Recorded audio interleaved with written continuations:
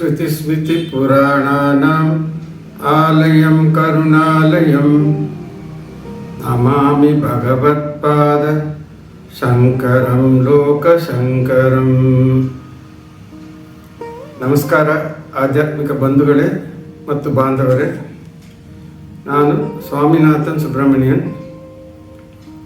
ಶ್ರೀ ಆದಿಶಂಕರ್ ಭಗವತ್ಪಾದಾಚಾರ್ಯರು ರಚಿಸಿದ ಶ್ರೀ ಸುಬ್ರಹ್ಮಣ್ಯ ಭಜನ ಸ್ತೋತ್ರದ 4ನೇ ಶ್ಲೋಕವನ್ನು ಈಗ ನಾವು ಅನುಭವಿಸಲಿದ್ದೀವಿ. 4, 5, 6, 7 ಒಟ್ಟು 4 ಶ್ಲೋಕಗಳಲ್ಲಿ ಶಂಕರರು ನಮಗೆ ಈ ತಿರುಚೆಂದೂರು ಕ್ಷೇತ್ರದ ಬಗ್ಗೆ ಹೇಳ್ತಾರೆ. ತಿರುಚೆಂದೂರು ಕ್ಷೇತ್ರ ಈಗಿನ ದಕ್ಷಿಣ ತಮಿಳುನಾಡಿನ ರಾಮೇಶ್ವರಂ ಮತ್ತು ಕನ್ಯಾಕುಮಾರಿ ಕರಾವಳಿ ಮಾರ್ಗದಲ್ಲಿ ಮಧ್ಯದಲ್ಲಿ ಇದೆ. ಸಮುದ್ರ ತೀರದಲ್ಲಿರುವಂಥ ದೇವಸ್ಥಾನ. ತಿರುಚೆಂದೂರು ಅಂದ ತಕ್ಷಣ ನಮಗೆ ಆ ಸಮುದ್ರ ನೆನಪಾಗುತ್ತೆ. ಸಮುದ್ರ ತೀರದಲ್ಲಿರುವಂಥ ಸುಬ್ರಹ್ಮಣ್ಯನ ದೇವಸ್ಥಾನ ನೆನಪಾಗುತ್ತೆ. ಇದರ ಜೊತೆಗೆ ದೇವಸ್ಥಾನದ ಆವರಣದಲ್ಲಿ ಇರುವಂಥ ವಲ್ಲಿ ಗುಹೆ ಅಂತ, ಇಲ್ಲಿ ಒಂದು ಕಾಲದಲ್ಲಿ ಗಂಧಮಾದನ ಪರ್ವ ಅಂತ ಹೇಳಿ ಒಂದು ಪರ್ವತ ಇತ್ತು. ಅದರ ಶಿಖರ ಭಾಗದಲ್ಲಿ ಈ ಗುಹೆ ಇದೆ. ಸಾಮಾನ್ಯವಾಗಿ ಸುಬ್ರಹ್ಮಣ್ಯ ದೇವಸ್ಥಾನ ಯಾವಾಗಲೂ ಬೆಟ್ಟದಲ್ಲಿ ಇರುವಂಥದ್ದು. ಒಟ್ಟು 6 ಪ್ರಮುಖ ದೇವಸ್ಥಾನಗಳಿದೆ, ಅದರಲ್ಲಿ 5 ಬೆಟ್ಟದಲ್ಲಿರುವಂಥದ್ದು. ಇದು ಒಂದು ಮಾತ್ರ ಸಮುದ್ರ ತೀರದಲ್ಲಿ ಇದೆ. ಆದರೂ ಕೂಡ ಹಿಂದಿನ ಕಾಲದಲ್ಲಿ ಇಲ್ಲಿ ಒಂದು ಬೆಟ್ಟ ಇತ್ತು, ಅದಕ್ಕೆ ಗಂಧಮಾದನ ಪರ್ವತ ಅಂತ ಹೇಳಿ ಹೆಸರು. ಅದರ ಶಿಖರ ಭಾಗದಲ್ಲಿ ಒಂದು ವಲ್ಲಿಯ ಗುಹೆ ಇದೆ.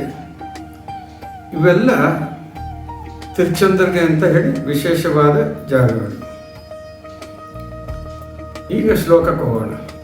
ಯದಾ ಸನ್ನಿಧಾನಂ ಗತಮಾನವಾಮಿ ಭವಾಂಬೋಧಿಪಾರಂ ಗತಾಸ್ತೆ ತದೈವ ಇತಿ ಭಂಜಯನ್ ಸಿಂಧು ತೀರೇಯ ಆಸ್ತೆ ತಮೀಡೆ ಪವಿತ್ರಂ ಪರಾಶಕ್ತಿ ಪುತ್ರಂ. ತಮೀಡೆ, ಈಡೆ ಅಂದರೆ ಸ್ತುತಿ ಮಾಡ್ತಾ ಇದ್ದೀನಿ ಅಂತ ಹೇಳಿ. ತಮೀಡೆ ಅಂದರೆ ನಿನ್ನನ್ನು ಸ್ತುತಿ ಮಾಡ್ತಾ ಇದ್ದೀನಿ. ಯಾರನ್ನ? ಪವಿತ್ರಂ ಪರಾಶಕ್ತಿ ಪುತ್ರಂ, ವಿಶುದ್ಧವಾದ ಈ ವ್ಯಕ್ತಿ ಪರಾಶಕ್ತಿಯ ಪುತ್ರಂ. ಈ ಲೋಕದ ಸೃಷ್ಟಿ, ಸ್ಥಿತಿ, ಲಯ ಇವುಗಳೆಲ್ಲ ಕಾರಣ ಪರಮಶಿವನು. ಆದರೆ ಇವುಗಳನ್ನು ನಡೆಸುವಂಥ ಚೈತನ್ಯ ಸ್ವರೂಪ ಪರಾಶಕ್ತಿ. ಅಂಥ ಪರಾಶಕ್ತಿಯ ಪುತ್ರ ಅಂತ ಕರೀತಾರೆ.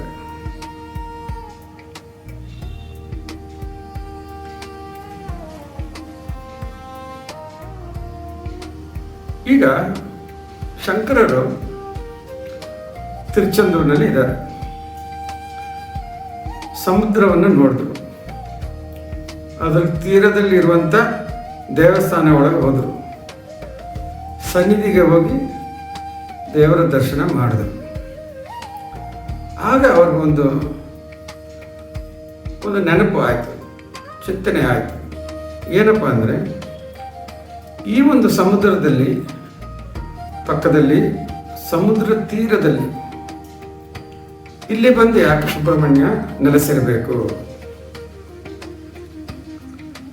ಅವರಿಗೆ ಸುಬ್ರಹ್ಮಣ್ಯನೇ ಏನೋ ಹೇಳ್ತಾ ಇದ್ದಂಗೆ ಅನಿಸ್ತಾ ಇದೆ. ಏನು ಹೇಳ್ತಾ ಇದ್ದಾನೆ ಅಂದರೆ,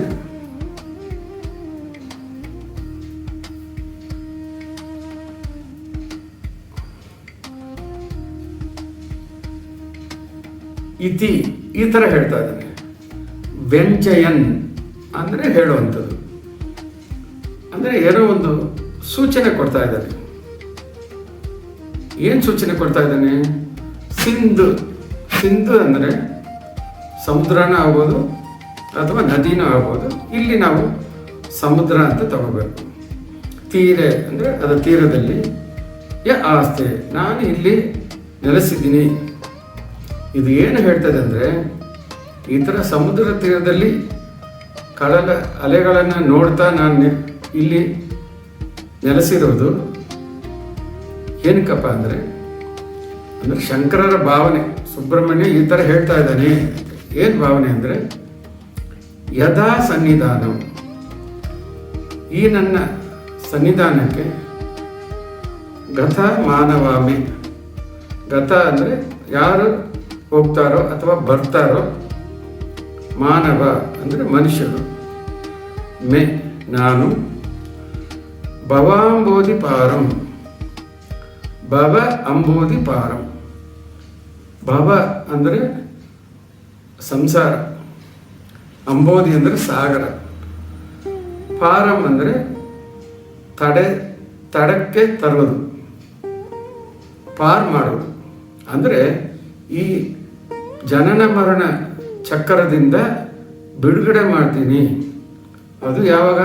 ಗತ, ಅಲ್ಲಿ ಬಂದಿದ ತೇ ತದಾ ಏವ ಅಂದರೆ ಬಂದ ಆ ಕ್ಷಣವೇ, ಇನ್ನು ಪ್ರಾರ್ಥನೆ ಕೂಡ ಮಾಡ್ಕೊಂಡಿಲ್ಲ, ಕಾಲಿಟ್ಟ ಆ ಕ್ಷಣವೇ ನಿಮ್ಮ ಭವಸಾಗರದಿಂದ ನಿಮ್ಮನ್ನು ಬಿಡುಗಡೆ ಮಾಡ್ತೀನಿ, ಖಂಡಿತ ಮಾಡ್ತೀನಿ ಅಂತ ಸುಬ್ರಹ್ಮಣ್ಯ ಹೇಳುವ ಥರ ಶಂಕರರು ಭಾವಿಸ್ತಾರೆ.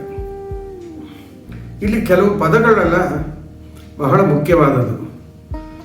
ಮೊದಲನೇದು ಸನ್ನಿಧಾನ. ಸನ್ನಿಧಿ ಅಂದರೆ ಸಾಮೀಪ್ಯ ಅಂತ ಅರ್ಥ, ಅಂದರೆ ಹತ್ತಿರ ಅಂತ ಹೇಳಿ. ಅಲ್ಲಿ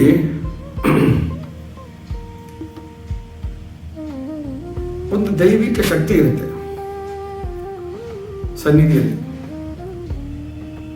ಅಲ್ಲಿ ಹೋದ್ರೆ ನಮಗೆ ಅದು ಅನುಭವ ಆಗುವಂಥ ಸ್ಥಿತಿ.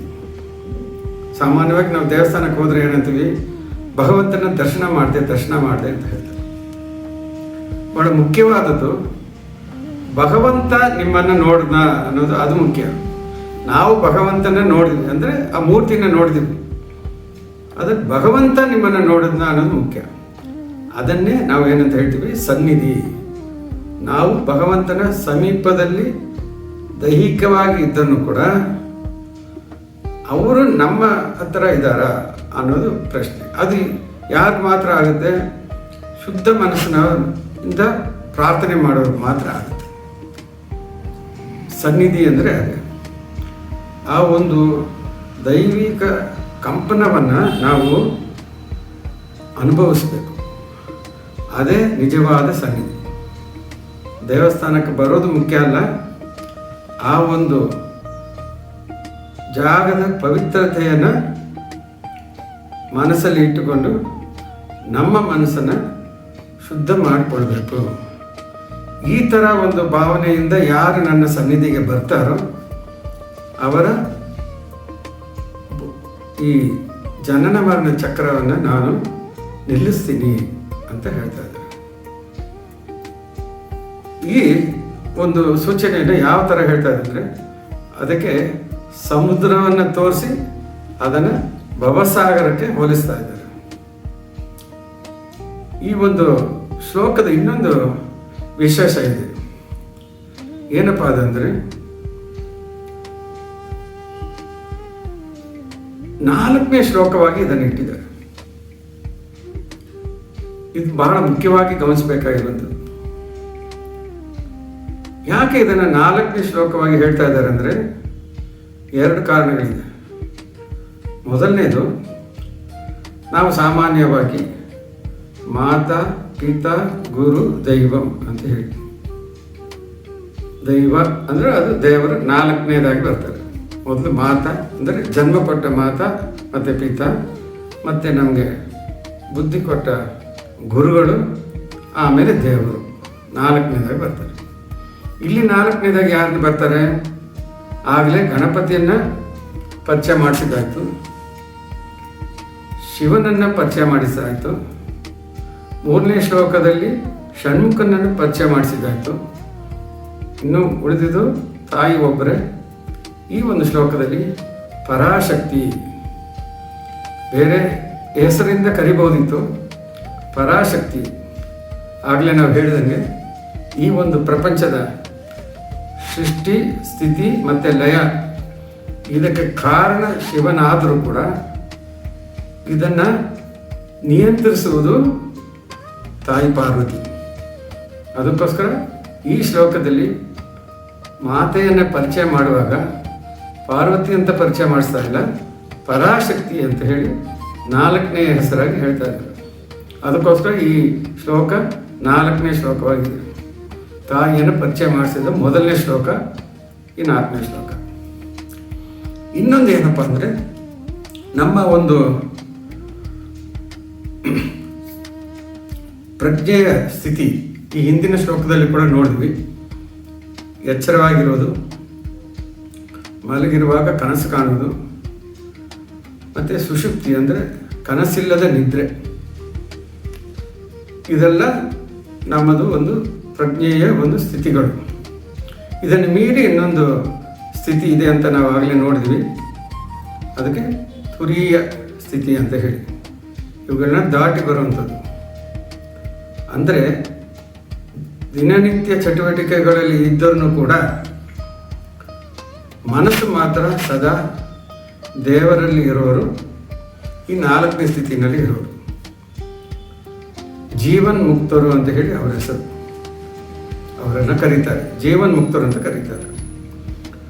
ಅವರು ಈ ಭವಾಂಬೋಧಿ ಪಾರಂ ಅಂದರೆ ಈ ಒಂದು ಜನ್ಮಚಕ್ರದಿಂದ ಬಿಡುಗಡೆ ಆದವರು, ಇನ್ನೂ ಜೀವಂತವಾಗಿದ್ದಾರೆ. ಅಂದರೆ ಮುಂದಿನ ಜನ್ಮ ಅನ್ನೋದು ಅವರಿಲ್ಲ, ಅವ್ರಿಗೆಲ್ಲ ಇಲ್ಲ. ಆ ಒಂದು ಸ್ಥಿತಿಯಲ್ಲಿ ಇದ್ದಾರೆ. ಅಂದರೆ 4ನೇ ಸ್ಥಿತಿಯಲ್ಲಿ ಇದ್ದಾರೆ ಅವರು. ಎಚ್ಚರ, ಕನಸು, ಸುಷುಪ್ತಿ, ತುರೀಯ. ಇದು 4ನೇದು.